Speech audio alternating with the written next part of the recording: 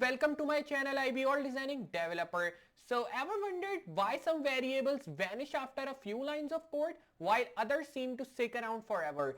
That's not magic, it's a scope. In JavaScript, it's a secret rule book that decides where your variables live, how long they stay alive, and who gets to use them. Whether you are writing a simple method or building complex classes, understanding scope helps you avoid bugs, write cleaner code, and think like a real developer. In the next few minutes, we will uncover how block method class and a global scope shape your programs and how mastering this one concept can level up your entire Java journey. So I hope you will be enjoying this amazing video in which we will be learning about scope in Java. So if you understand this video and if you enjoyed this amazing tutorial, so remember to hit a like, and if you're new on this channel, want to see more videos like this, so remember to subscribe, and after subscribing, hit notification bell so you can get the notifications of all my videos which I will be uploading in future. So let's dive into the world of variable visibility and unlock the true power of JavaScript.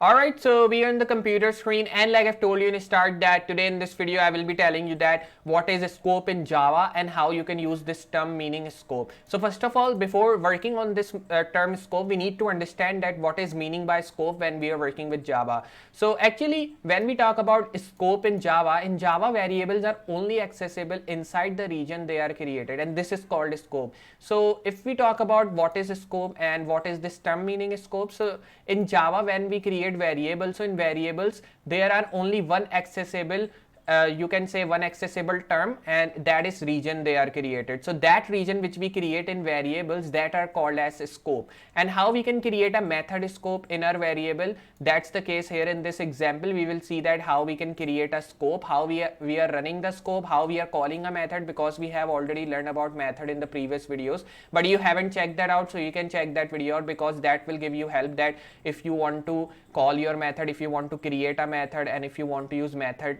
with parameters, so how you can do that. If you want to learn that also, you can check out my previous videos which I have uploaded in this Java series, from which you will be learning other things about Java. So here in this we will be just understanding that how we can create a scope, but if you want to create a scope here, so you need to use a method for that, and if you don't know how to create a method, so it's really problem for you. But if you know, so it's not really big deal, you can just create a method, and in that method we can just work with our scope. So variables declared directly inside a method are available anywhere in the method following the line of code in which they were declared. So it is saying me that when you create variables, so variables are declared directly inside a method, and it can be available anywhere in the method which you are creating, but it should be followed by the line of code in which they are declared, or they were declared. So moving down, if we just see, so the other thing which we use in scope is block scope, but moving down towards here, we need to first of all understand that how we can use a method scope here, and for that I will be opening my NetBeans IDE, because you all know that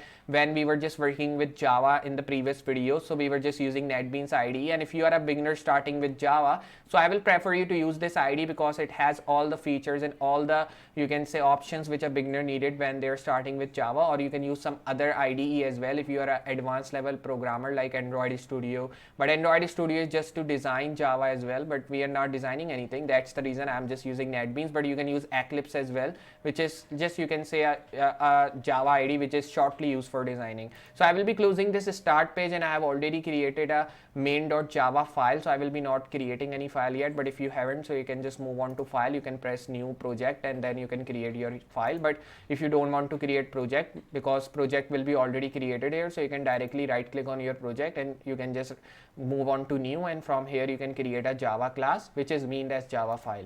So moving down here, we have created some methods, and we have also created some method parameters, but we have understand all that thing, so we need to remove these all things, and we will be creating a new method in which we will be creating a scope as well, because in this video I will be telling you that how you can create a method scope and how you can use a scope when you are working with Java. So moving on to my Word document here, this is the example that how we are using scope here with method. So I will be just copying this example here. Moving on to my NetBeans IDE, I will be removing all these things and pasting it here. After pasting this, you can just see we are getting all the things, but here we are getting an error which is saying me that if I just click here, it is saying me illegal static declaration in inner class main, because we have not created a class main. We have created, but we have not defined at the top. That's the reason. And how we need to do that, we need to just comment out this thing here, and after commenting out, you can just see we are just getting all the things working. Or you don't need to, if you don't need to comment out these things, you can remove as well like this. So you can just see I have removed this now. So if I just comment out this thing, you can comment out as well, but by commenting out you will be having a confusion that why I have written these all things. That's the reason I have removed all the things from here. I'll be making another bracket because we are creating two things here, the class of main and then the method of main. So moving down, if we just see here what we have created, so you can just see we have created one method here which is main, and we have also created a class main, because obviously if we are running this file, so we need to define our class as well, and our class is main, means our file name is main. That's the reason I have written the class name as main as well. But if you have given any other name to your Java file, so you can give here. And now we need to understand that what is the scope which we are using in this method which we have created. So if we talk about a scope, so here the comment is saying me code here cannot use X, and that is, you can say, a scope, and a scope cannot use any variable. So that's the reason here I have written code here cannot use X. You can just declare it as it's a variable. You can give any other name in the place of X as well. It's not compulsory to give X, but X is commonly used variable. That's the reason I have written. But after that I have created one integer, and then I have created a variable of X again, because this has been defined in comment, but I have now defined it with a integer data type here, and this variable name as X, and then in this X variable I have written a value of integer as 100. You can give any number value you want to, then you can print it. After printing it, if I will be running, so obviously you will be getting an output as 100 printed. So I will be running it. So after running, you can just see the output we are normally getting is 100. And why we are getting this 100? Because we are printing it and we are using a scope in this method to print this variable of X, and then we are getting this value printed as 100, because in this variable we have written 100. So obviously we will be not getting variable printed, we will be getting the value which we have written in our variable. It can be a string value, it can be integer value, or it can be another data type value which you have written. Moving on to my Word document, now we have understand that if we are running a method scope simply, so how we can just run it and how we can just get the output. It's simple like we run normal things in Java. That's the way to use method scope here. But remember, when you are using method scope, so you need to define a string here in parentheses and this args as well, and you need to just add this comment if you are a beginner. But if you are an advanced level programmer or an intermediate programmer and you know that how these things work, so you don't need to add comment, because we add comment just to remember that why we have written these things, or if we forgot after that. So that's why we just, you can say, for remembering the things we write comments. But I think if you are advanced level programmer, then you will be not needing these comments here to add. Moving down, if we understand how we can add a block scope here, so a block of code refers to all of the code between curly braces, means a block scope or a block of code refers to all the code which you write between the curly braces when you create your method or class. Variables declared inside block of codes are only accessible by the code between the curly braces which follows the line in which the variable was declared. So it is saying me that normally when we were just using this method scope, so in method scope you can just create a method inside curly braces as well, and you can create the method outside curly braces as well. It will be running and it will be called as method scope. But in block scope case, you need to just add the code inside the block of code, and that block of code will be between curly braces. So if you want to run a block of scope, so for that you need to add all of the codes between curly braces, so that when you will be running these example or when you will be running your file, you will be getting the output running as a block scope. So that's really important, and that's the difference between block scope and the method scope which we use.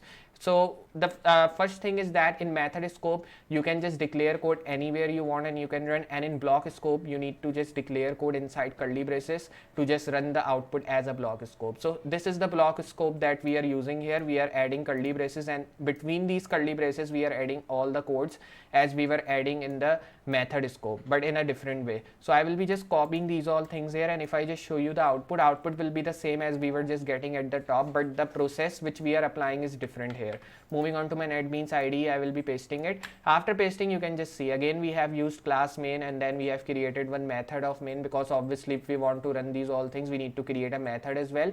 But if you don't want to call the method, you can directly do not create a method, you can create a value with void, so that you should get a return value here. So I will be running this here. After running, you can just see again we are getting 100 printed as we were just getting when we were working with method scope. But when we were just working with method scope, we were applying a different method, and now when we are working with you can say this method. So this is, we are here applying a different method when we are working with block scope. Moving down, you can just see a note which is saying me that a block of code may exist on its own, or it can belong to an if, while, or for statement. In the case of for statements, variables declared in the statement itself are also available inside the block scope. So it is saying me simply in short words, you can say the block of code can be exist by its own, and it can be belong to if, while, or for loops statement when you create that. But in that case, the for statements variable will be declared in the statement of for loop which you are creating. So it will be also available inside the block scope, like this is the block scope which we are creating inside curly braces. So that's the way